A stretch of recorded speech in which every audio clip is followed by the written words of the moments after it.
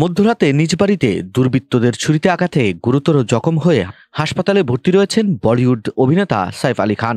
মুম্বাইয়ের বান্দ্রার মতো অভিজাত এলাকায় এত বড় কড়া নিরাপত্তার মধ্যেও নবাব বাড়িতে এমন ভয়াবহ হামলার পর থেকে থমকে গেছে গোটা ভারতবাসী।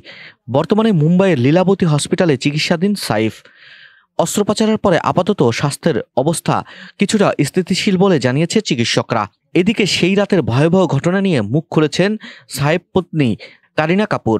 পুলিশের কাছে ঘটনার বর্ণনা দেওয়ার পর সংবাদ মাধ্যমের সঙ্গে কথা বলছেন কারিনা।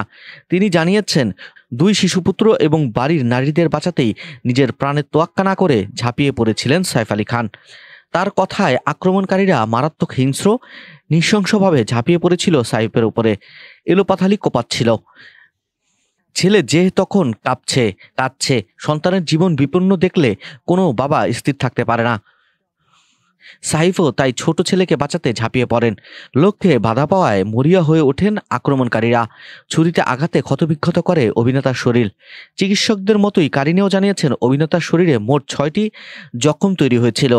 সে রাতে সাইফ যেন রক্তস্নান করে উঠেছিলেন।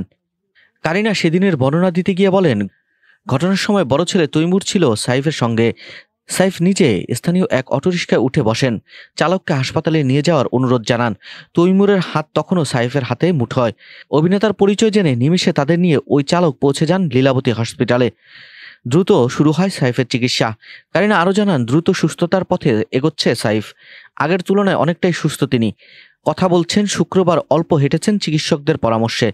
যদিও হাসপাতাল থেকে ছাড়া পাবেন না এখনই। পর্যবেক্ষণকারী চিকিৎসকদের মতে পরিস্থিতি বুঝে তারা সাইফকে হাসপাতাল থেকে ছাড়বেন। এদিকে কারিনা সংবাদ মাধ্যম এবং অনুরাগীদের প্রতি কৃতজ্ঞতা প্রকাশ করেছেন। ধন্যবাদ জানিয়েছেন শাহরুখ খান, আলিয়া ভাট, বলিউডের ঘনিষ্ঠজনদের, যারা হাসপাতালে দেখতে গিয়েছিলেন সাইফকে। পাশাপাশি প্রত্যেকের কাছে তার বিনীত অনুরোধ জানিয়েছেন, অতিরিক্ত সহানুভূতি থেকে যেন তাদের ব্যক্তিগত জীবনে ঢুকে না পড়েন কেউ। তারা নিজেদের সামলানোর চেষ্টা করছেন। প্রত্যেকে যদি তাদের সীমারেখা বজায় রাখেন, তাহলে তারা সকলের সহযোগিতা দ্রুত স্বাভাবিক জীবনে ফিরতে পারবেন।